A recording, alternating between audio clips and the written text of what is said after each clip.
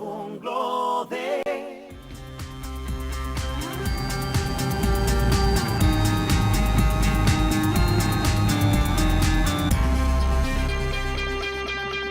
Hola, ¿qué tal, señoras y señores? Soy Anthony Alexander Inirio y es todo un placer volvernos a escuchar una vez más en torno a los temas de actualidad y, por supuesto, al análisis necesario para tratar de entender cómo y por qué suceden las cosas por el país y el mundo, ¿no? Así que vámonos de inmediato a conocer cuáles son esos hechos que son noticia.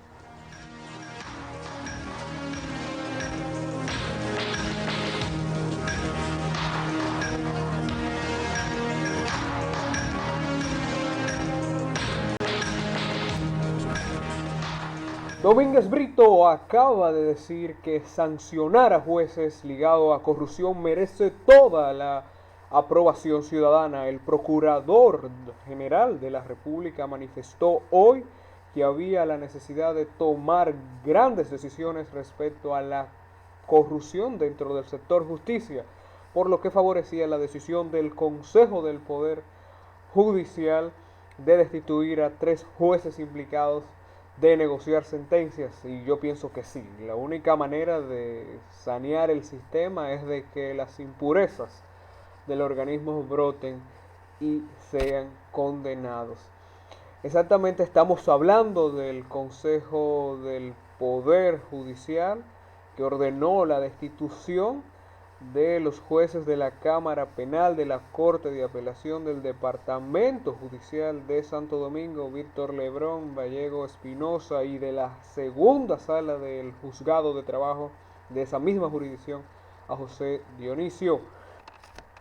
Esperemos lógicamente que sigan cayendo más nombres, porque los anteriores mencionados sabemos que no son toda la corrupción del sistema de justicia dominicano y el país, ¿verdad? Por Dios. En otra información, ya en el ámbito internacional, específicamente en Venezuela, tenemos que, al parecer, la oposición y el chavismo estarían más cerca de un diálogo. La opositora Mesa de Unidad Democrática emitió un comunicado que parece haber quitado los obstáculos que impedían a las partes volver a conversar. Por lo tanto, parece inminente que la oposición y el gobierno venezolano se sienten frente a frente para intentar dirimir sus diferencias, que en mi opinión personal requiere sobre todo de saber escuchar y entender definitivamente la insostenible situación que viven todos los venezolanos. No puede regirse un país sobre bases tan débiles, tan precarias, tan fragmentarias, cuando la cohesión social es tan necesaria para la gobernanza y la prosperidad de cualquier nación. Y justamente desde Venezuela tenemos en la línea telefónica no a un militante del chavismo, ni de Capriles, y etcétera, sino a un ciudadano común, pero además estudiante de economía y demás, que va a compartir con nosotros su visión como joven preocupado de los problemas que tiene su país. Está con nosotros Javier Alejandro, qué gusto recibirte en este programa y vaya, bienvenido. Entramos de inmediato en materia con la siguiente pregunta. ¿La situación para un venezolano promedio mejorará o empeorará a corto plazo?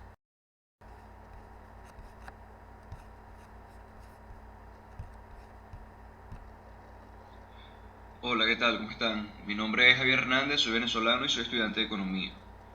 Es un honor para mí tener la oportunidad que me brinda este programa a hacer contacto con mi querida República Dominicana. Bueno, la situación económica de Venezuela en este momento, como todos sabrán, es bastante compleja debido a la cantidad de variables que se encuentran deterioradas y que supone un gran reto al país, que en algunos casos podría ser correcciones y ver los resultados positivos en el corto plazo, pero que en otros los cambios serán inminentemente percibidos en el largo plazo. Actualmente uno de los problemas que sentimos los venezolanos de manera más tangible es el de la escasez de alimentos, el cual se refleja en el comportamiento que han tenido las importaciones de nuestro país. En el año 2015 las importaciones se redujeron en un 22.3%, y solamente entre enero y marzo de este año, las importaciones se han reducido en un 42,9%. El Ejecutivo, bajo un nivel ya contraído, sigue apostando al recorte agresivo de las compras externas con el fin de liberar caja para hacer frente al servicio de deuda externa. Por otra parte, con la caída del precio del petróleo, los ingresos del país en relación al año pasado se han contraído alrededor del 60%, lo cual ha provocado que el Estado sea más susceptible a utilizar las reservas internacionales de manera apresurada. En lo que va de año, nuestras reservas han perdido cerca de 5.000 millones de dólares, ubicándolas total en alrededor de 10.000 millones, el nivel más bajo en la historia de Venezuela. La situación del venezolano promedio definitivamente empeorará en el corto plazo, en un escenario donde las políticas económicas promovidas por el Ejecutivo no sean corregidas inmediatamente. Javier, sobre el tema del control de cambio, ¿cómo ves las posibilidades ahora mismo para Venezuela?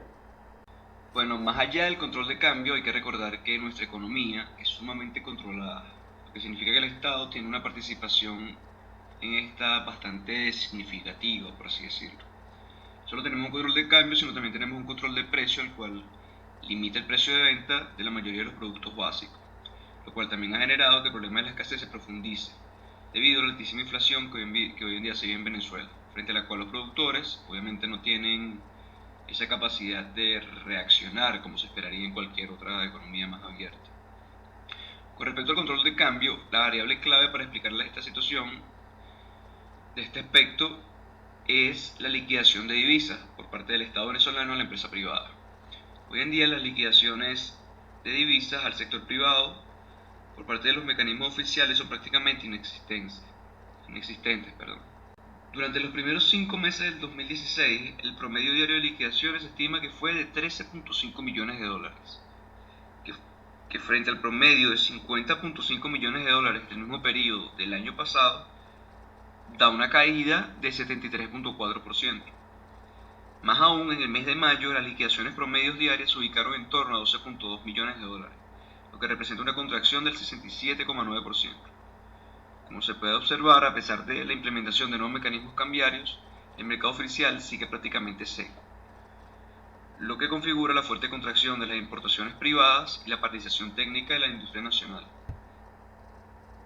Bueno, lo que me cuentas es ciertamente difícil, pero cuéntame acerca de las expectativas, si ha levantado alguna, el diálogo que ha promovido el gobierno por estos días, en medio de esta difícil situación.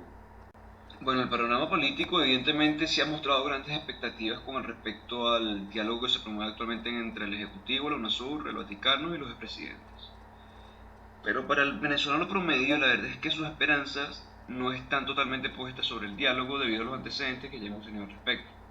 Por ejemplo, en el caso de la UNASUR, a pesar de que en los últimos años sufrió grandes transformaciones debido a los resultados electorales de distintos años, de los anteriores años, en los distintos países que lo conforman, en los cuales han salido gobiernos victoriosos de derecha, suplantando y dando la otra cara a la antigua UNASUR de izquierda predominante, aún para la gente esta es una organización que defiende gobiernos de izquierda y que además tiene un muy limitado margen de intervención en los asuntos internos del país. No es el caso, por ejemplo, de la OEA, que goza de una mayor confianza por parte de la población venezolana. Otra cuestión que ha hecho que el diálogo no genere las más grandes expectativas es la concordancia que existe en la comunicación de parte de partidos de oposición con respecto a lo que se comunica al pueblo y lo que se busca en el diálogo. La mayoría de las personas desconocen o están confundidas con respecto a qué busca la oposición en este diálogo, o por qué si para algunos sectores de oposición a este gobierno es una dictadura, cómo es que existe la posibilidad de diálogo si es una dictadura efectivamente.